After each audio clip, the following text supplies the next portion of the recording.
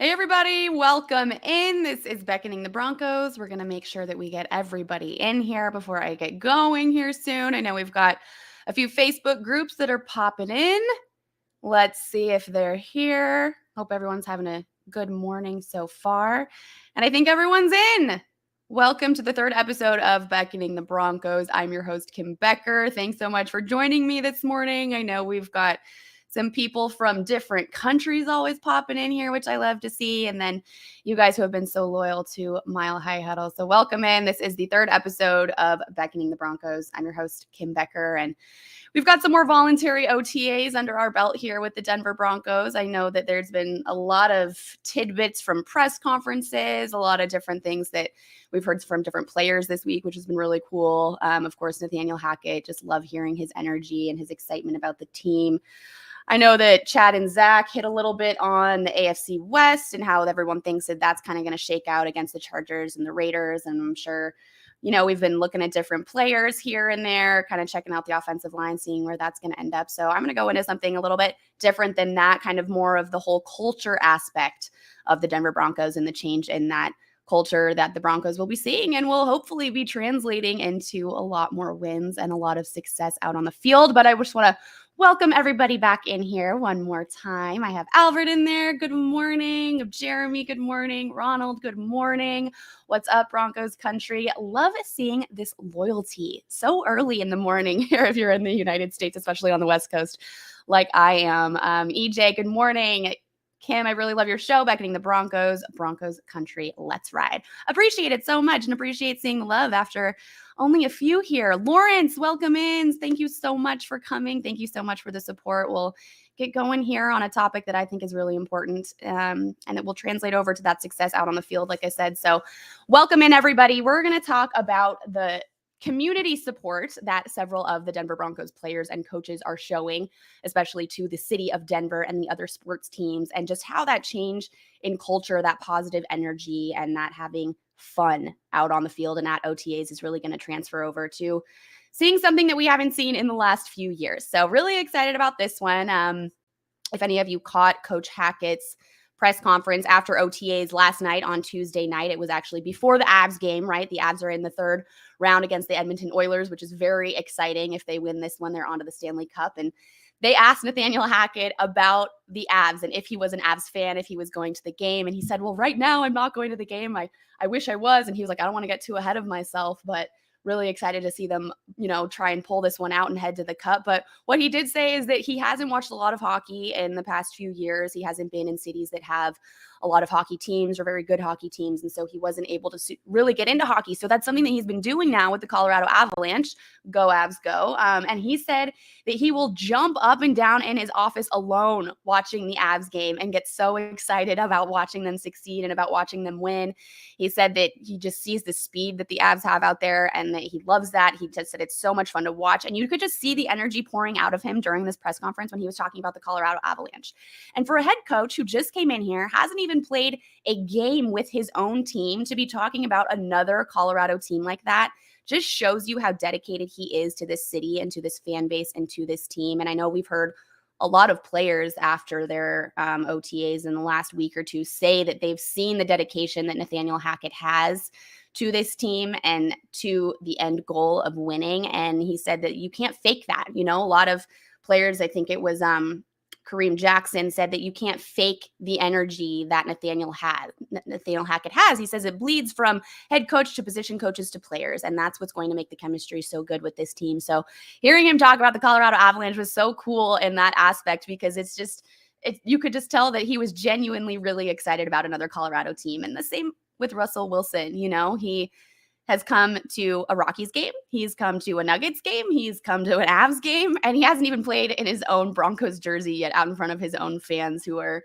so excited to see him this season. So just to really see the support that they have for other Colorado teams is so huge. And I think that that's something that was really needed, and really to see that change in culture. Dave, thank you so much for your support. Dave Glassman in here. Appreciate you guys coming in. I see a lot of good mornings. Lawrence, those Avs had me nervous. Can we have two teams deep into the playoffs?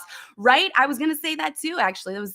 You're reading my mind here, Lawrence, because I was thinking if the Abs make it this far. You see that winning is contagious in teams that are in the same city, that are in the same community, that have similar fan bases. And I think that momentum that the Colorado Avalanche have could easily bleed over to the Denver Broncos. So really excited to see that. John Elway was also on NHL Tonight last night before the Avs game. He was at Ball Arena talking about being a GM and talking about how it's nerve-wracking to be a GM watching your team in the playoffs as opposed to being a player. He said that it's definitely harder in the sense that it's more gratifying being a player because you're the one that actually gets to touch the ball. He talked about how he went to the Super Bowl 3 times before he got a win. John Elway did. And of course, John Elway is such a staple name in the Denver sports community. So to see him out there on NHL Tonight in Ball Arena before the Abs game was really fun to see. And he said that his mom, John Elway's mom, actually did not want to go back to the Super Bowl after 3 because she said, you keep losing. I don't want to see you lose again. So, to see that it even affects the family members. And of course, we all know it affects the fans. And I think that just the change in what we're seeing in the energy and the positive aspect of this Denver Broncos team right now, just in voluntary OTAs, is huge. Jacob Foster coming in here with the support. Thank you so much, Jacob. Good morning. Hope you're doing well. I love this show so much because I get to just ramble on, but I also love it because you guys get to give me some interaction here. You can send me in some comments, send me in some questions. Really excited to talk about whatever you guys really want to talk about, whatever you want to hear about. I know during voluntary OTAs and during the off season, we're hungry for content. We're hungry to hear these Denver Broncos talk about their new schemes on offense, about their new position groups and who's in there and the competition. It sounds like there's just some really fun competition though, and competition that's going to be really exciting to see how it all shakes out on that 53-man roster. Albert's got a question, I think, in here. He says, are you all excited about the meet and greet on 9/25? Michelle and I sure are. That is going to be so exciting for all of you. I hope you can make it. I hope that you really understand and feel how important you guys are as fans to this community and to Mile High Huddle. I know that we would not be here without you, and that is not an exaggeration. That is a true statement. You guys really make this thing what it is, and I know that everyone at Mile High Huddle has worked so hard to get it where it is, but it's because of you guys. You guys are that throttle. You guys are that energy. You guys are really what makes this whole machine run. So I really hope that a lot of you get to go to that meet and greet. I mean, just being able to see people in person just adds another aspect to all of your relationships that you're creating with each other as fans also. So it's really awesome to see. We've got Not Rusty Shackleford saying it was funny seeing Elway talking to Wayne Gretzky. Wasn't that funny? I loved it. At the end there, they kind of shot it back and forth. I know he got asked about Wayne Gretzky's wife and playing golf and who was better, and John Elway was having a good time. So yeah, really awesome to see two greats, right? Really talk about sports. And I think the one thing underneath all of sports is just the passion that every single athlete has for winning. And I mean, I think one thing that we forget when it comes to just how passionate we are as fans is that only one team can win. And if you think about it, every single team out there is competing for just that one spot. And, if you don't win, you lose. That's how the mentality is for all of these teams. And I think it's definitely going to be the mentality for the Denver Broncos. I know they've got a pretty competitive division they're going up against. I know Chad and Zach were talking in the Huddle Up podcast the other night that the Chargers are a little overrated. They think, Justin Herbert and everyone, they've definitely got some great players and he's got some great weapons, and man, does Justin Herbert have an arm, but I don't think they've got what the Denver Broncos have right now. And that is culture, chemistry, focus, and positivity. You listen to Nathaniel Hackett talk about his players and especially about Russell Wilson and what's going on out there every single play. And even John Elway touched on it on NHL Tonight. He said, they asked John Elway, what is the most important thing as a quarterback that you have to do? And he said, focus in the moment. And John Elway learned that really early in his career. He said, I learned really early when I went out there, if I started thinking about the outcome of the game before we even played the game, that it was not going to go the way that I wanted it to go.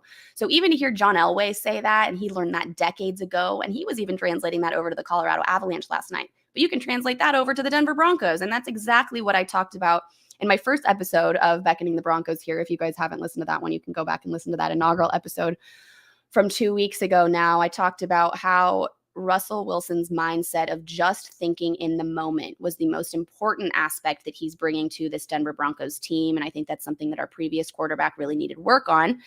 And so to hear John Elway even say that he learned that early in his career, I mean, it's just stating facts here. And Nathaniel Hackett talked about how Russell Wilson is a one play at a time guy.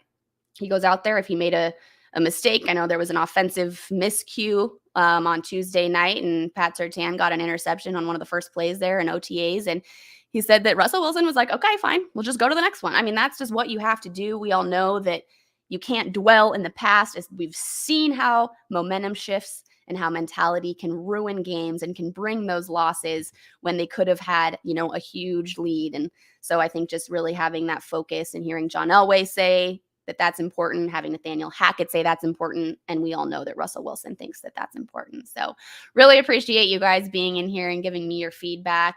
This is Beckoning the Broncos. If some of you have just popped in here, I am Kim Becker, been with Mile High Huddle for a little while now, took a little stint off, and then been also making some videos on the website. So if you guys are reading all the awesome articles that all of our MHH writers are putting out, I've got some videos on top of all those ones. So really would appreciate your guys' feedback. Let me know what you think. Love seeing you guys come in here and waking up with me in the morning. Got a lot of people coming in here saying good morning. We have Bama X, good morning Broncos country. Tommy Simmers, Williams was a bad signing for LAC. Yeah, the Chargers have had some interesting moves, but you know what? Hey, good for us. Well, we'll stick with the Broncos stuff right now. Bama X, appreciate you guys coming in. John, good morning. Love the show. Thank you. Appreciate it. Appreciate you guys popping in here for just my third episode here. Really excited to see what pans out. I know it's only voluntary OTAs, but I do feel like we have a lot of information that's new every day coming out of the Denver Broncos. Another thing that Nathaniel Hackett talked about last night in his press conference was the games that they play, the mind games that they play before their team meetings and position group meetings. And he said that they play this game called Kahoot. I don't know if any of you have read this. Maybe you've missed it in the news. It was just last night. But he said they play this game called Kahoot. Nathaniel Hackett actually got the game from his kids at school. It's like, he said it was like a bar trivia game and it's timed. And he said Lloyd Cushenberry just kills it. He just knows so much, and he's the guy to beat when it comes to this trivia. So seeing that Nathaniel Hackett is even bringing that kind of thing into their team meetings and into their team bonding, I think is huge.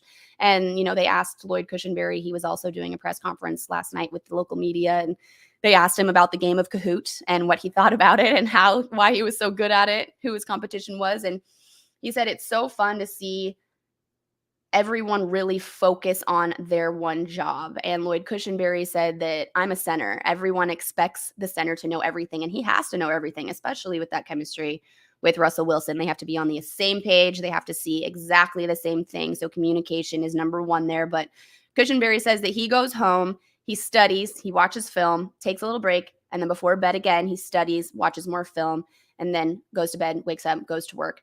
But I think that's really important to know, right? We don't see everything at OTAs, but we see what they're doing out there on the field. And then we get to hear from just a couple of players and a couple of coaches after each day. But then to really understand how much time these guys are putting in on their own free time is super important. And I think when they have a coaching staff that they really believe in, when they've got other players and other teammates that they really believe in, that's what's really going to create the positivity and create a really good team here. So seeing that Cushenberry goes home, he studies all of that, and then he's winning at Kahoot.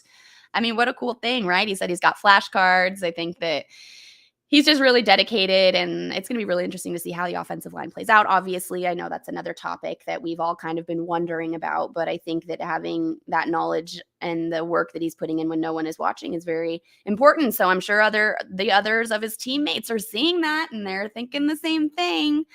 But anyways, guys, thank you so much for being here. Really excited to see how the rest of OTAs goes. I know Nathaniel Hackett's been pretty positive about who is showing up and saying, it's voluntary. He loves seeing the guys show up, but there's no hard feelings there. So really, I'm really excited to see everybody get out there, though. I'm ready for the mandatory OTAs. I'm sure you guys are too. I know we've all got a lot of questions on what's going on, but I think just really seeing the support that these guys have for each other and for the city of Denver and the state of Colorado as a whole is really going to be big. You can't fake that, guys. And I've seen it from the inside also. You can't fake support and you can't fake being bought in.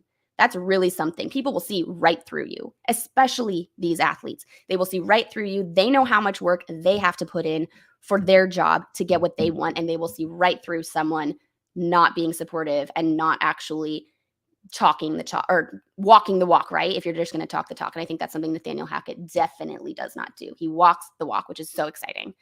Who's your current favorite Bronco? John coming in with a question. Thank you so much. It's so hard to pick, right? How do we pick one on our favorite team? But Justin Simmons, a safety on the Denver Broncos, obviously. He's someone that I just really respect as an overall person. You see how much work he puts in the community, how much community service he does, how much he cares about his city, about his family, and about what happens off the field. And something that I really love about all athletes is that every athlete has a story. And I think that says so much about people. If you go and you do some research and some background on all of these players and where they came from and how they got to be where they are, and now they're giving back to their community, I think that's something really special. And not to mention Justin Simmons is a great player. I'm really excited about our secondary this next year. I know that the secondary is very excited. Pat Surtain said last night that he's expecting tremendous play from the secondary. So Justin Simmons is definitely probably my favorite right now. Gary, good morning. Thank you so much for being here. Appreciate it. Love having you here as always. I know Gary has been a loyal fan of MHH for a very long time. So really appreciate you being here, Gary. Appreciate all of you guys being here. Michael, bear down. You see Smile Football back here. Bear down. That's right. Go Wildcats, University of Arizona. Also really, really changing the culture there and becoming a great team. So excited to see them. But thank you guys so much for being in here this morning. Really appreciate you. It's a great way to wake up on a Wednesday and start talking Denver Broncos and seeing how much support and what they're doing out there in the community and outside at different sporting games and just the love for Colorado. I'm sure a lot of you have love for Colorado. I'm curious though, where are a lot of you guys at? Are a lot of you in Denver? I know we have fans from all over the country. The Denver Broncos fan base spans such a wide range. I know we've got people across the pond. I know we've got people in other countries, but it would be awesome to know how many of you guys are Denver people at heart, Coloradans at heart. I would love to chat with some of you guys and connect with those of you that are.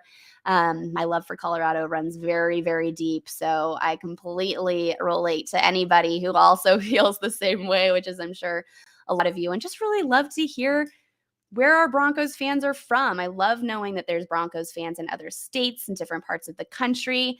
I think having a fan base from afar is so important. Obviously, we've seen what happens when we've got away games with a very large fan base. I went to an Arizona Cardinals game last year. Bend, Oregon. Nice. Coffee, Missouri. Wow. See? Prescott, Arizona. Okay. Long Beach. Amazing. Pueblo. Nice.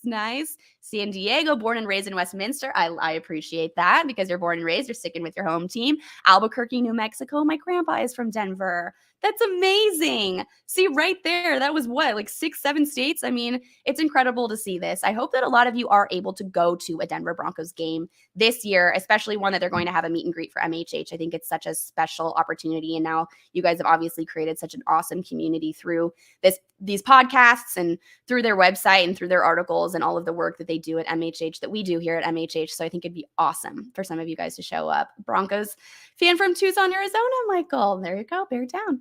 Love it. This is so great. Bridgewater, Virginia. We've got so many in here. Baltimore, Elijah. Nice. Guys, you are all over the place. Guys and ladies, of course. I like, we're getting everybody, but this is so great to see. Colorado, Prescott. Oh, Prescott, like a biscuit. Prescott. I should have known that actually. Spelled like Prescott, but Prescott like a biscuit. Thank you.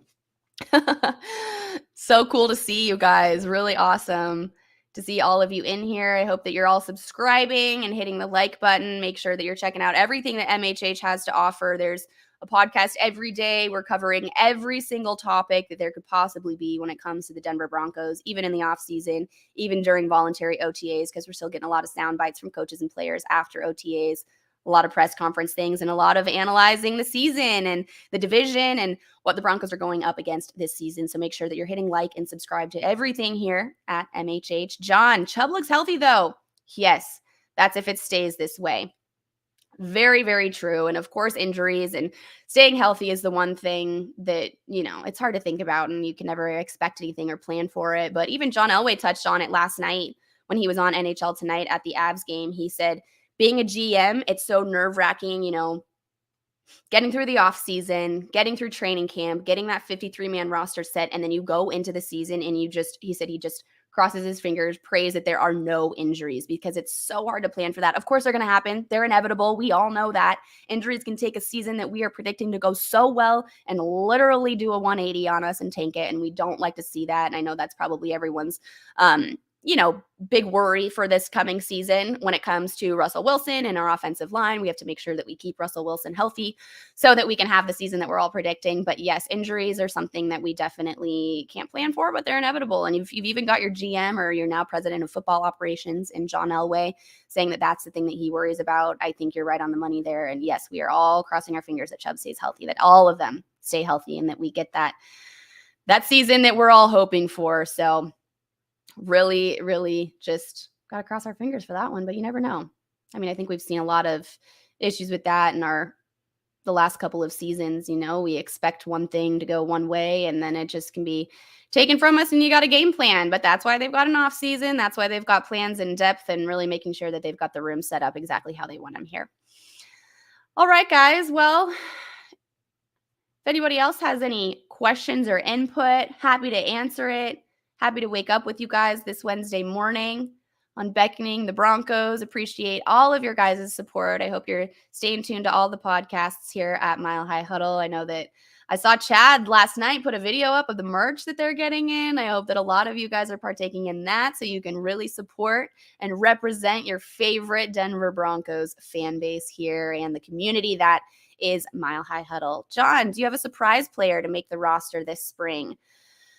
Oh boy, a surprise player to make the roster this spring. Gosh, I don't even know. I mean, it's so hard to evaluate with just a few voluntary OTAs going right now. I think that there's probably a lot of guys who are competing for those spots and who are really hoping that they can make that 53-man roster. But right now it's hard to tell because we've only seen them play and, they're probably mostly playing their ones and twos right now in voluntary OTAs. And I feel like we just haven't heard enough about the guys actually out there with the Broncos yet. I mean, of course, we could evaluate some guys, coming through some of the undrafted players or some free agents coming in. But that's a good one. You know what? I'm going to have to get back to that one next week. I'm actually going to write it down, a surprise player to make the roster, because I'm going to do some research on that one. That might even be one of my topics next week, because I want to get more research under my belt before I really give an educated answer on that one. I don't want to do a surprise. What are my thoughts, Joe? What are my thoughts on the experts picking Denver to finish last in the AFC West? This is so hard because it's hard being in sports media in the off season, because a lot of this is just talk, right? I wouldn't say that's how it is here at Mile High Huddle. I think we're very straightforward and we really say it how it is. But a lot of the experts, quote unquote, have to pick a topic, have to pick something and roll with it, or they say one thing and maybe it gets some traction, so they keep rolling with it.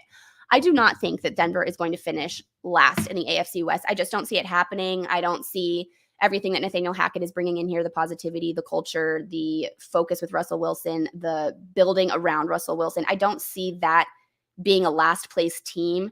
Sure, the Raiders have had some momentum the last couple of years. Yes, I do think Derek Carr is a very good quarterback. I do think he's a bit underrated, but they've had a lot of coaching issues. I think there's a lot of stuff that goes on behind closed doors that we don't see that actually affects teams way more than some people think. And I know experts know all of that. I just do not agree that they are going to finish last in the AFC West. I don't see it happening. I know the Chargers have some work to put in. I know that Chad and Zach talked about this the other night, with Coach Staley. they believe in him. I think that he's good. I think that the Chargers got lucky in several games last year. So I think that maybe their records show that they were a little bit better than they actually were, but they weren't even playoff contenders. I mean, they weren't even Super Bowl contenders. They weren't even top team contenders. And I think that with the roster that we have and with the new coaching staff that we have here at the Denver Broncos, there's just no way that they're going to finish last in the AFC West. I know it's been a long time coming that we beat the Kansas City Chiefs, but I feel like this is the time. I think there's going to be a lot of energy built up there. And I know we've heard a lot of players say that they want to get back to winning. They're dedicating every waking moment of their life right now to making sure that that happens. And the Chiefs have made some interesting moves in the offseason as well that I do think we have a very good chance. So last in the AFC West, under the Chargers, Raiders, Chiefs, maybe, but under the Chargers, I don't know. I don't believe it. So no, I don't agree with the experts on that one. I think that I hope we can come back to say, hey, experts, look what happened. And I hope we can bring that article back in here in about 6 months and say, no, you don't know what you're talking about. But no, they do know what they're talking about. But when it comes to that, I don't agree. Lawrence, did you see PS2 intercept Russ? Yes, I did see that last night. And of course, hearing Nathaniel Hackett talk about it, he was like, well, that was an offensive miscue. And Russell Wilson knew that right away. And I don't know if it was actually a miscue by Russell Wilson. He just said offensive miscue, but they went in, they fixed it and on to the next play. But hey, I bet PS2 felt pretty good about that. I know that I've heard several of the defensive players say that you don't want to go out there and see Russell Wilson, a quarterback like Russell Wilson on a Sunday, see how mobile he is, see how quick he is, see how he can scramble. And then, PS2 even said he was covering a play a couple days ago and he said he had great coverage and Russell Wilson still made an awesome throw and he can still complete it. Even if other things are happening, and PS2 said he had great coverage then. So he's really impressed with Russell Wilson, but I'm sure it was really great to get that interception by PS2. I'm sure he was feeling pretty good to get that interception from Russell Wilson. So always fun to see that. But when they're playing each other, it's hard to be like, oh, I'm so excited about it because obviously Russell Wilson was the one that threw the interception. But offensive miscue, like Coach Hackett said. So we'll just roll with that one. The DWI guys, Ethan, thanks for coming in here. Missed you earlier. Pop it in. Great show, Kim. Thanks. Hackett about Kareem Jackson. I love me some Kareem. Gotta love a positive and upbeat coach for a change. Exactly. I could go on and on about this. I think that having that upbeat energy and him saying, I love me some Kareem, he said that he's gone out there and he's even given his own trash talk. Coach Hackett has to all of the guys and, hearing the players laugh about that and seeing that he's getting in there. I think one of them said, I think it might've been Kareem Jackson actually said that he went in there and did his little linebacker. He was in his little linebacker position. Hackett was when they were running some drills. So yes, having Nathaniel Hackett in there saying, I love me some Kareem, giving some trash talk, really supporting his players, having that positive and upbeat coach and talking about how much fun the team is having. Definitely a very, very good ingredient to a winning team. So thank you, Ethan. Thank you so much for your support and popping in here this morning. Appreciate you guys so much. Appreciate you guys spending a little bit of your Wednesday morning with me. Did you guys also know that Coach Hackett used to be a hip hop instructor? That says right there that the guy's got energy and that the guy's got a very good outlook on life about having fun. Of course, he said that he's got a high standard that this team is going to live up to. Of course, we're not going in there and just having fun, but fun is definitely a foundation. And he wants to make sure that the guys are having fun out there on the field during their meetings, playing Kahoot. I know they've got a basketball hoop in their team reading room. They're throwing free throws. They're just having a really good time and bonding with one another, which is incredibly impressive. And having a coach that used to be a hip hop instructor. I hope that someone that goes to the press conferences hears this and can ask Coach Hackett to drop a little beat and show us a little example of his hip hop, if you will. I'm going to have to figure out a way to get in there and ask him to do that because I think that that's something that we would all love to see. I'm surprised the players haven't asked him to do that. Maybe they have at practice, at OTAs. I hope it's something that we can get on film. I hope the Broncos can make that happen because I would love to see Nathaniel Hackett drop it and break it down like that for sure. Jacob Foster, appreciate you so much coming in here. Again, Mile High Huddle would be nothing without you guys. You are really what keeps this place going. And we just love it. We love you guys so much. We love having your support in here. We appreciate your loyalty and hanging out with us all of the time. Again, appreciate you all being here for my third episode of Beckoning the Broncos. I'm Kim Becker. You can find me at Kimberly J. Becker, both on Instagram and Twitter. Reach out to me, DM me, say hi. I loved hearing where all of you were from today. So let me know if you have any other topics that you want to discuss. Let me know if you have any other questions about me, my background, my love of the Broncos, what I think about the team, what I'm expecting to see this season. This will continue every Wednesday through the off season, and then once we get into training camp and the game. So just can't wait for football season. I know it's right around the corner. June 1st already today. How that happened, I literally don't even know. But I'm really excited to see what happens once mandatory OTAs start. And we really get to see the chemistry between all of these guys who are probably going to be number ones. So really excited about that. Can't wait to see what some of you guys think too. I think it was John. I did see a question here over on YouTube.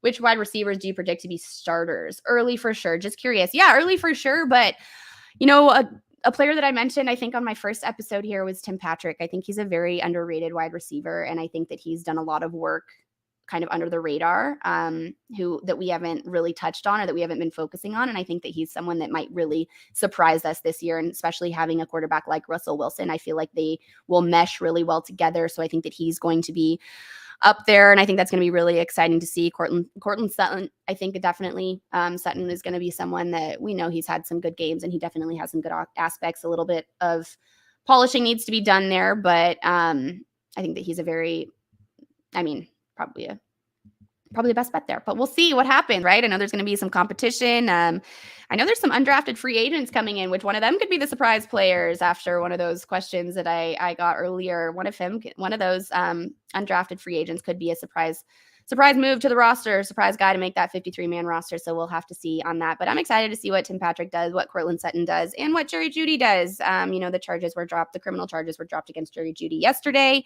as we saw. So we'll see if he does face any disciplinary action by the NFL. But if not, or if he's suspended a few games, whatever it may be, I feel like he's been putting in a lot of work with Russell Wilson in the offseason as well, and excited to see what happens there. So really excited about the wide receiver room. Something else that if you guys didn't see Lloyd Cushenberry's little press conference after OTAs last night, before I wrap this up, he said that Russell Wilson even invited him to his San Diego home in the offseason to, take some snaps, to run some reps and run some drills. So that's really cool to see that Russell Wilson is already inviting guys. And we know that he was working with several of the wide receivers and people in the offseason. So he's even inviting his center to San Diego, to his San Diego home, to work on stuff in the offseason. So really excited about the chemistry of the offense and seeing who's going to be on that offensive line. Tommy's got a question that I'll answer before I wrap this up. Who's your favorite Disney princess?